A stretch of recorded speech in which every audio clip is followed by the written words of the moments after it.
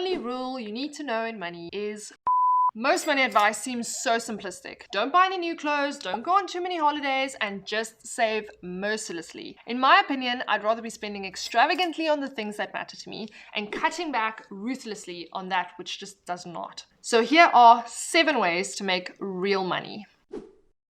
Most people say, I want to be able to do what I want when I want. Okay, but what do you want? That sentence has most people tongue-tied because we normally just give very vague answers like I want flexibility and I want freedom. But to you, freedom might mean 6 weeks traveling to London and Thailand to visit your family. To someone else, it might mean a luxury car and playing golf every Thursday. Oprah said, successful people get to where they want to be because they know where they want to be. She also said, the most important question you can ask yourself is, what do I really want?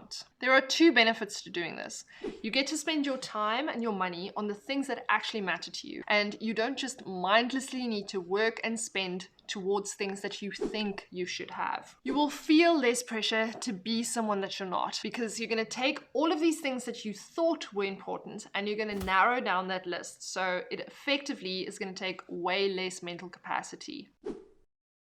Investing is like watching paint dry. There is nothing sexy about it. So watch out for apps that need clicks and that need you to trade because traders lose money. Investing should be boring and automatic, which is probably not what you want to hear. I know we all want the next best, fastest way to make money, but the sooner you realize there's no cheat code, there's no skip this level and proceed to the end, the faster you're actually going to start making real money. Delete all financial trading apps. It adds friction for you not to just log in and mess around with the gains that you've made by maybe trading when the market is low or shifting your funds around prematurely. You can check your investments every 3 to 6 months. And by check, I mean you log in and you say, wow, it went up, or wow, it went down, and you log out. A lot of investments have no minimums like the Satrix Top 40 or the S&P 500. So the 2 things you need to do next is choose a fund and set up an automatic transfer monthly.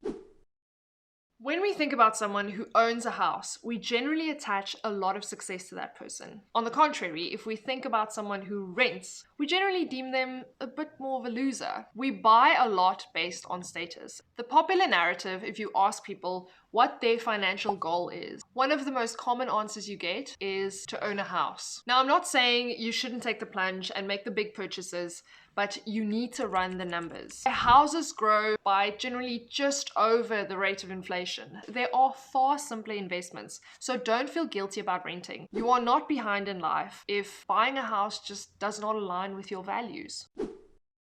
Everyone says you should be budgeting, but what do you actually look at? You should be tracking your fixed costs, which should be around 50 to 60% of your take-home pay. This includes things like your rent, your debt, and your groceries. Your savings should be about 5% of your take-home pay, and this would include things like down payments for cars or emergency funds. Next up would be your investments, which should form 5 to 10% of your take-home pay. And then lastly, there's the guilt-free spending, which can be 20 to 30% of your income. This is obviously going to depend on what you want to be doing with your money. You could up your investments and decrease your guilt-free spending, but there needs to be some level of guilt-free spending. This includes things like going for drinks with your friends, going on a holiday, or spending on quality food. So set up systems to track your money in this format. These discussions will highlight what money means to you and what money means to your partner. To you, it might mean security and stability, and to your partner, it might mean growth, which means that you guys will have a different view on how risky you want to be with your money. Most arguments in a marriage revolve around money. So getting on the same page here before committing to having a life together and raising children where you have to impart all of these beliefs onto them is very important. I'm not saying you should bring this up on the first date, but just pay attention to the subtleties that each of you have about money. A lot of our beliefs about money come from our childhood. If you were always told that we don't have enough money for this or things are too expensive, you might grow up feeling guilty spending money. Here are some topics to start the conversation. How do you want to split expenses? You can have the one part where you merge your 2 bank accounts and everything gets spent from this one joint account, or you can have a 2-part scenario where you each keep your individual accounts and you decide on who pays for for which household expenses? Or do we want to have 3 pots? We have 1 joint account and 2 individual accounts. The joint account then holds all of the household item monies that need to be reviewed annually and adjusted accordingly. And then we can still have our 2 accounts that we can spend from however we please. The next topic of discussion could be if you need to be supporting anyone.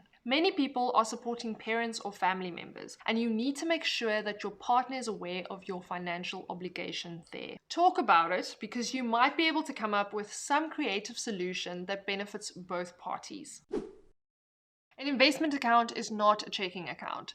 Lots of people see an investment account as just a general banking account where they can still draw money for big purchases and emergencies. Investments are where you accumulate wealth. If you have an emergency, this is the last place you should be looking for funds. Make sure that your account structure is set up correctly to avoid this. Some simple accounts is a savings account where you are working towards specific goals like a holiday fund or a down payment on a car. You can set this up automatically to transfer money into that account monthly, and this would also form part of the pay yourself first principle. A checking account should be for your fixed costs, your emergencies, and your guilt-free spending. It takes time to set up, but once it's done, it just rolls. So get this set up now.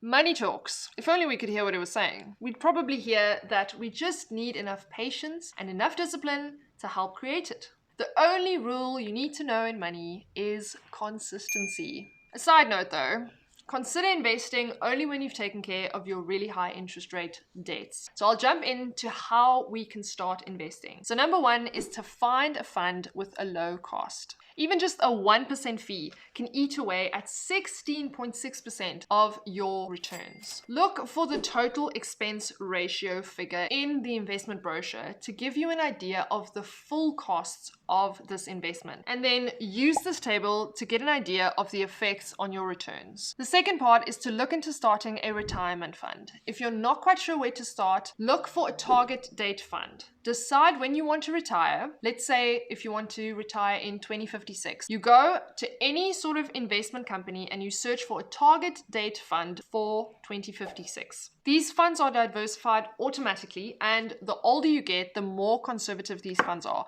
because investing for a 25-year-old versus a 65-year-old should look very different in terms of risk profiles. Next up, you can look at a tax-free investment or a very diversified investment fund. Tax-free investments are all over, but there is a limit to how much you can add to a tax-free investment. In South Africa at this stage, it's 36,000 Rand per year and 500,000 Rand over your lifetime. Just remember, the tricky thing about tax-free investments is that you can't take money out of it without losing that contribution to the limit that you are at. So let's say you added 30,000 Rand to a tax-free investment and then you drew that money again. This means that your limit did not now go back to 500k over your lifetime. It means that your limit is now 500k negative that 30,000. So you can never get that amount back again. Consider very wisely before you extract from a tax-free investment. And lastly, set up an automatic transfer. You can log into your bank and you can set this up automatically to go off monthly without you even pressing any buttons. Thanks for watching. Consider watching this one next, and I'll see you in the comment section.